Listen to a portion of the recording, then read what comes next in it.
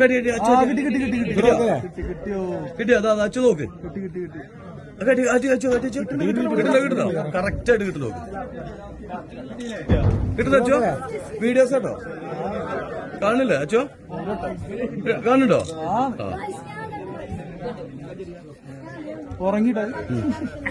ഏതൊക്കെ അടുത്ത് നോക്കിയ സുജാന്റെ ഏതൊക്കെ അടുത്ത് നോക്കിയ കിട്ടുന്ന കിട്ടുന്നേ.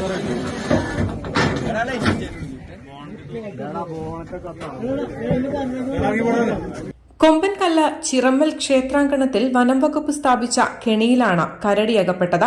ബുധനാഴ്ച പുലർച്ചെ 1 മണിയോടെയാണ് കരടി കൂട്ടിലകപ്പെടുന്നത്.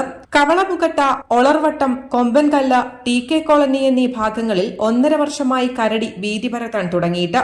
റബ്ബർ തോട്ടത്തിൽ സ്ഥാപിച്ച വിവിധ കർഷകരുടെ നിരവധി തേൻപെട്ടികളാണ് കരടി തകർക്കുകയും തേൻ ഭക്ഷിക്കുകയും ചെയ്തത്. കൂടാതെ നിരവധി വഴിയാത്രക്കാരുടെ മുന്നിൽ അകപ്പെടുകയും ചെയ്തിരുന്നു.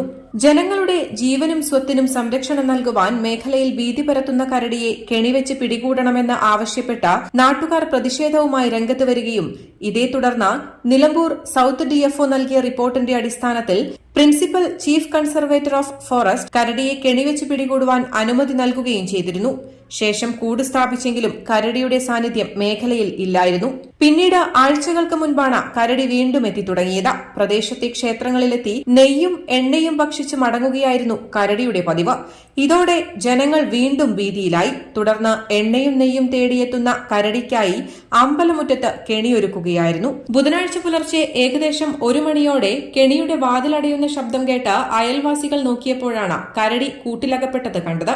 ഉടനെ വനപാലകരെ വിവരമറിയിക്കുകയായിരുന്നു. Nilambur south DFO G Danik Lal, Kalikavu range officer P Rajeev, വനം veterinary surgeon doctor S Shyam, Chakkikuzhi deputy range officer Abhilash, Pookkottumpadam SI Satheesh Kumar എന്നിവരുടെ നേതൃത്വത്തിലുള്ള ഉദ്യോഗസ്ഥ സംഘം സ്ഥലത്തെത്തി കരടിയെ പരിശോധിച്ചു. തുടർന്ന് പുലർച്ചെ 4 മണിയോടെ കൊമ്പൻകല്ലിൽ നിന്നും നെടുങ്കയം വനം സ്റ്റേഷൻ പരിസരത്തേക്ക് മാറ്റി.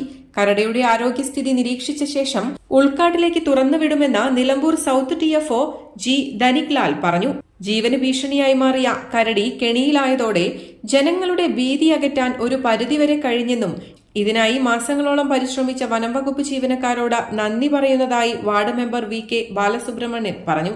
News desk Valluvanad news.